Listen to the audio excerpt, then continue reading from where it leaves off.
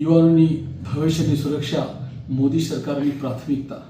સંસદ દ્વારા પસાર કરેલ જાહેર પરીક્ષામાં ગેરરીતિ અટકાવવાના સુધારા વિધેયક 2026 દેશના લાખો મહેનતુ અને પ્રતિભાશાળી વિદ્યાર્થીઓના હિતોની રક્ષા માટે એક મહત્વપૂર્ણ પગલું છે। આ સુધારા વિધેયકનો મુખ્ય હેતુ પરીક્ષા પ્રણાલીને વધુ પારદર્શક, વિશ્વસનીય અને નકલમુક્ત બનાવવાનો છે।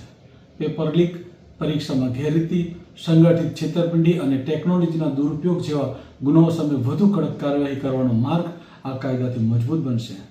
આ નિર્ણયથી મહેનત કરીને તૈયારી કરનારા વિદ્યાર્થીઓને ન્યાય મળશે અને ભરતી તેમજ પ્રવેશ પરીક્ષાઓમાં જનવિશ્વાસ વધુ મજબૂત બનશે। માનનીય પ્રધાનમંત્રી મોદીજીના માર્ગદર્શન હેઠળ દાદરા નગર હવેલી દમણ દીવના પ્રશાસક સાહેબ યુવાનોની ઉજ્જવળ ભવિષ્ય માટે કટિબદ્ધ છે।